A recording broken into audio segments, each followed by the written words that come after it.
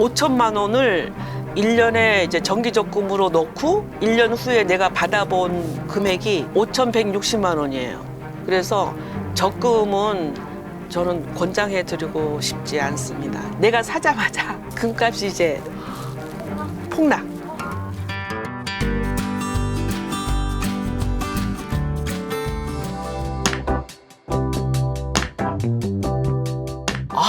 너무 좋았죠. 저는 진짜 그렇게 큰 돈은 만져보지도 못했어요. 그냥 어렸을 적부터 부모님들도 저한테 뭐 재산을 뭐 물려주곤 한 것도 없고 시댁이나 친정이나 마찬가지이기 때문에, 그리고 맞벌이 생활을 했고, 제가 명퇴하고 받은 게 두 가지였거든요. 하나는 이제 명퇴수당, 그리고 또 하나는 이제 퇴직수당 받았어요. 그래서 아주 제가 세상에 태어나서 정말 처음으로 만져보는 그 목돈이었고, 그래서 하나는 이제 5천만 원까지가 비과세가 되거든요. 네, 5천만 원까지가 그 보호할 수 있는 그 금액이 5천만 원이에요. 그래서 한 은행에 5천만 원을 1년 적금으로 넣었는데 이자로 160만 원 받았어요. 이것저것 세금 다 떼고. 5천만 원을 1년에 이제 정기적금으로 넣고 1년 후에 내가 받아본 금액이 5,160만 원이에요. 그래서 적금은 저는 권장해 드리고 싶지 않습니다. 제 경험상. 그러니까 너무 허무했어요. 그다음에 또 하나는 이제 제가 골든 통장을 사게 됐습니다. 예, 그 당시는 이제 금값이 굉장히 지금도 그렇지만 치솟을 때인데 그 실물금이 아닌 통장 은행에서 하는 거 있잖아요. 그래서 제가 그때 당시 산 게 1kg에 5,800만 원이에요. 그 당시 그때 시가가. 근데 이제 문제는 내가 사자마자 금값이 이제 폭락. 제가 처음으로 투자한 중에서 제일 상처를 많이 받았던 게 그겁니다. 그래서 한 2달, 석 달 이제 갈수록 그게 4천만 원까지 내려갔습니다.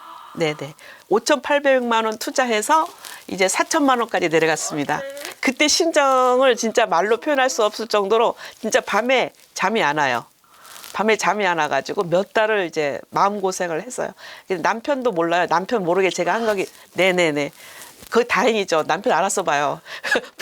부부싸움 나. 그때 팬데믹 코로나가 발생했잖아요. 그러니까 뭐 난리도 아니잖아요. 사람들이 불안할 때는 금이 오릅니다. 네네네. 그래서 떨어졌던 금이 다시 오르기 시작해서 이제 원금을 확보했는데 그 당시에 주식이 가장 큰 화제였어요. 왜냐하면 주식이 완전 곤두박질했거든. 예, 그래가지고 이때다 해가지고 뭐 유튜브도 보니까 난리도 아니대요. 그래서 저는 주식을 해본 적이 한 번도 없어요. 그 당시까지만 해도 주식의 주자도 몰랐는데, 그럼 이걸로 한번 다시 도전해보자.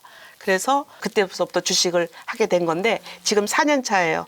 예, 4년 차인데 지금까지 4전 3승 1패입니다. 네네, 그 어느 정도 성공을 한 거예요. 처음에는 이제 미국 주식은 할 생각도 안 했고, 왜냐하면 할 방법도 몰랐고 또 좀 두렵잖아요. 그 미국 돈으로 환산을 해야 된다는 게. 그래서 국내 주식 몇 종목을 샀는데 너무 불안하고, 그 다음에 재미가 없어. 한마디로 재미가 없더라고요. 뭐 크게 오르지도 않고 뭐 크게 뭐 내리지도 않고 해서 이러면 안 되겠다 싶어서 제가 애플 주식을 한번 사야 돼. 애플 유명하잖아요. 맞아요. 저 애플밖에 몰랐어요. 그때 외국 주식으로는. 그래서 미국 주식이죠. 그러니까 애플을 한번 사볼까 해가지고 그때 두 개주를 샀어요. 2개주. 그때서부터 이제 재미를 붙이고 또 막 주식에 대해서 그 당시 유튜브를 많이 봤거든요. 제가. 그래서 좀 종목을 조금씩 늘려가다 보니까 한 10종목 되는데 그중에서 효자 작품이 하나 있어. 테슬라가 그때 완전 핫한 주식이었어요. 그래서 저는 그 기회를 잘 포착한 거예요. 그래서 그 당시에 그 또 일론 머스크라고 그 멋지잖아요. CEO가 있는데, 그래서 나는 그 주식에 대한 어떤 정보나 그런 보다도 그 CEO, 그 기업가의 그 가치를 제가 믿고 테슬라를 많이 샀는데 그게 엄청 올랐습니다. 그래서 그때 제가 이제 4년 동안 주식을 하면서 그 이득을 본 게 그 테슬라 주식을 사가지고 그것 때문에 많이 이득을 봤어요. 물론 지금은 조금 팔고 테슬라에서 엔비디아로 갈아탔습니다. 주린이 할머니가 이제 조금 이제 좀 맛을 들여가지고, 그래서 좀 뭐라 그럴까, 이득을 봤어요. 지금 한 25% 정도? 근데 남편도 몰라요. 자식도 몰라요. 저만 알아요. 저만. 비자금이네요. 비자금입니다. 비자금.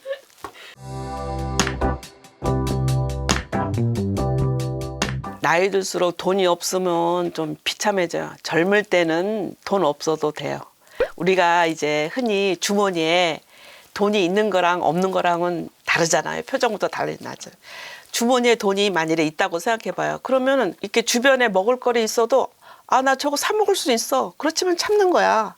이렇게 하지만 돈이 없어 봐요. 돈이 없으면 먹고 싶어도 저걸 먹고 싶지만 나는 못 먹는다. 그런 절망감. 그런 것처럼 이제 나이가 들수록 돈이 더 필요한 거고 그다음에 자기 자신을 위한 비자금을 꼭 쟁여둬라. 남편 모르게. 네네네. 남편 알면 안 됩니다. 혼자 꼭 간직을 해서 혹시 집에 뭐 무슨 일이 일어날지도 모르는 그런 비상사태에 대비하고 그다음에 또 자기가 노년이 되면 또 여기저기 다 아프잖아요. 그러니까 그거에 대비해서 나중에 또 자식들한테 손을 벌릴 생각하지 말고 특히 우리 같은 그 베이비 부모 세대 그러니까 1952년부터 60년 정도에 해당할 것 같아요.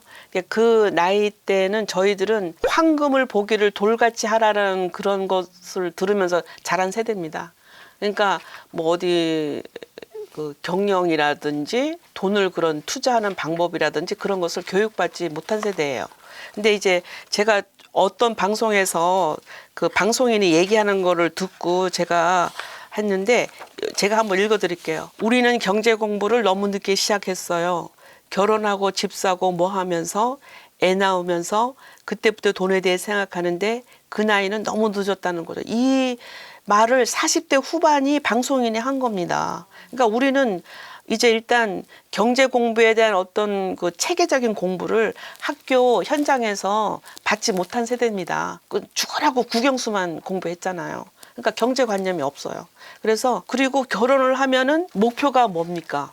집장만 아닙니까? 집이 뭐길래? 집장만 하느라고 정신이 없잖아요. 모든 거를 거기에만 쏟아부어가지고. 그래서 그래도 제가 그 당시에 집을 장만할 당시는 그 수도권에 그 신도시가 많이 생겼어요. 그래서 아파트 그 분양가가 조금 쌌어요. 그래서 그때 제가 결혼해서 8년 만에 이제 아파트를 분양받게 되죠. 그래서 그 후로도 계속 제가 이제 직장을 다니고 이제 하면서 이제 했지만 전부 생활이 다 쓰이고 아이들 교육 자금에 쓰면은 이제 저축을 할 여력이 안 됩니다. 물론 뭐 장사를 하는 분도 있고 뭐 여러 가지 기업에 가시는 그 분들도 많지만 재산을 축적하기가 그렇게 쉬운 일은 아니에요. 특히 결혼을 하고 아이들이 있는 경우에는 특히 우리나라는 또 사교육비가 많이 들잖아요. 그래서 제가 은퇴 후에 그 목돈을 가지고 재테크를 하기 시작한 거죠. 그래서 지금은 어느 정도 성공을 받고 제가 해외 여행 동안 그거를 다 썼어요. 하나도 안 남았어요. 그 퇴직수당을. 근데 코로나 때부터 이제 주식을 시작해가지고 제가 그때 해외여행 때 쓴 경비를 다 메꿨습니다. 그래서 저는 이제 운이 좋은 겁니다. 기회를 잘 잡아서 이제 사람이 살다 보면 여러 기회를 만나게 되는데 그거를 자기가 미처 몰라요. 그렇지만 저 같은 경우에는 그 기회를 잘 잡았기 때문에 주식도 하게 되고 여행도 하게 되고 그다음에 또 책도 쓰게 되고 저는 뭐 운이 좋은 거죠. 일단 욕심을 버려야지 돼요. 욕심. 제가 주식 때 낭패 본 이유가 제가 욕심을 부렸기 때문인데 어떤 이거 하나만 말씀드릴게. 그 밈 주식이라는 게 있어요. 이제 주식이 우리가 흔히 알고 있는 뭐 대기업 이런 게 아니라 그 온라인 상에서 이제 개미들이 있어요. 주식하는 개미들이. 그럼 온라인 상에서 어떤 주식을 띄우자 하면은 그게 하루아침에도 뭐 몇십 배로 올라가요. 근데 이건 그건 세력이죠, 세력. 그래서 밈 주식을 해가지고 그때 그 게임스톱이라는 그런 밈 주식인데 그게 한 몇천 배 올랐잖아요. 그래가지고 내가 너무 놀래가지고 지금은 가격이 많이 남았지만 그걸로 내가 좀 재미를 볼 수 없을까? 해가지고 했다가 결국 좀 손해를 많이 봤습니다. 그러니까 그런 그 욕심이나 이런 거 욕심 부리지 말고 주로 그 배당 주식들하고 기술주들 뭐 요즘 뭐 AI로 많이 넘어가고 이제 또 양자에 관한 주식들도 지금 많이 나오고 있는데 아직까지는 그래도 기술주가 무난한 것 같아요. 무난할 것 같아요.